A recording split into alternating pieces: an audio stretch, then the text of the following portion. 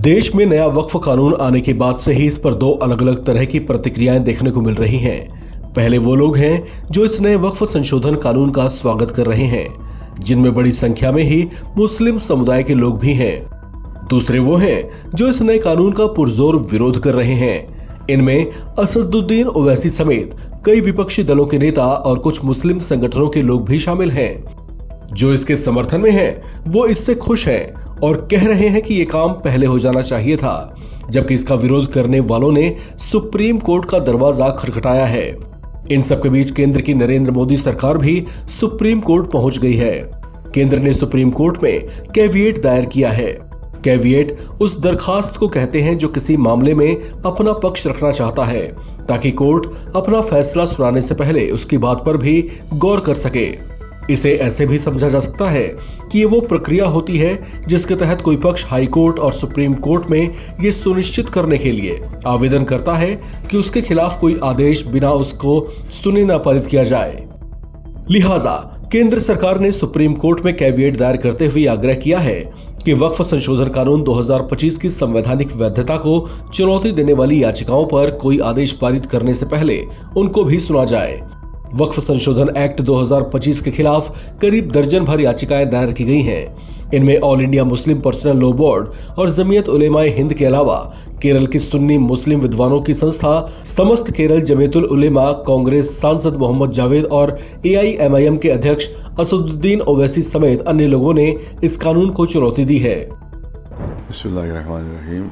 इसको हम काला कानून कहते हैं और ये जो हमारे जो कॉन्स्टिट्यूशन है उसकी स्पिरिट के अगेंस्ट है और इसमें हमारे जो हकूक़ दिए गए हैं, हमें जो अधिकार दिए गए हैं उसको वहाँ पर अपने पैरों से रौंदा गया है और कॉन्स्टिट्यूशन की इंसर्ट की गई है।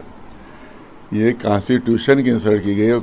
हम तो समझ रहे हैं कि ये जो काली पट्टियाँ बांध के अगर कोई एहतजाज कर रहा है तो उसके ऊपर मुकदमे कायम हो रहे हैं, तो हम समझ रहे हैं कि उनके ऊपर मुकदमे कायम होकर जिन्होंने ये पास किया है, क्योंकि इन्होंने कॉन्स्टिट्यूशन को अपने पैरों से रौंदा है और जो कॉन्स्टिट्यूशन की अवहेलना करे, उसकी इंसल्ट करे, वो सबसे बड़ा मुजरिम है वो। तो हम तो समझते हैं कि उन पिपराने पार्लियामेंट के खिलाफ FIR होना चाहिए कि जिन्होंने कॉन्स्टिट्यूशन की तौहीन करके ये बिल पास किया है। तो वो मामला उल्टा है। कानून की मुखालिफत जो है वो कानून के खिलाफ नहीं है, उन्होंने जो कानून पास किया वो कॉन्स्टिट्यूशन के खिलाफ है, अगेंस्ट है, टोटल अगेंस्ट है कॉन्स्टिट्यूशन के खिलाफ। अब गला घूटा है उन्हें पूरा, और सिर्फ इलेक्शन के खातिर, सिर्फ इलेक्शन जीतने के लिए पूरा टोटल काम जो इनका हुआ है सिर्फ इलेक्शन के लिए हुआ है। एक कट्टरपंथियों को खुश किया जाए, वही जो यहाँ छोड़ गया है अंग्रेज, जो छोड़ गए अपनी पॉलिसी कि दबाओ और हुकूमत करो, उसी पर यहाँ पर अमल किया जा रहा है और उसी के जरिए से चाहते हैं कि ये जीत जाए, इलेक्शन जीत जाए। इस मामले से जुड़े कुछ वकीलों ने मीडिया को बताया कि याचिकाओं की सुनवाई के लिए 15 अप्रैल को किसी पीठ के समक्ष सूचीबद्ध किए जाने की संभावना है। हालांकि ये बात अब तक सुप्रीम कोर्ट की वेबसाइट पर लिस्ट नहीं हुई है। सुप्रीम कोर्ट ने सोमवार को वक्फ संशोधन अधिनियम 2025 की संवैधानिक वैधता को चुनौती देने वाली याचिकाओं की तुरंत सुनवाई पर विचार करने की सहमति दी थी और कहा था कि वो याचिकाकर्ताओं द्वारा भेजे गए ईमेल को देखेंगे और विचार करेंगे। ऐसे में इस पर सुप्रीम कोर्ट की ओर से आगे क्या फैसला आता है, इस पर भी सबकी निगाहें टिकी रहेंगी। इस खबर में फिलहाल इतना ही। बाकी अपडेट्स के लिए आप बने रहें NBT ऑनलाइन के साथ।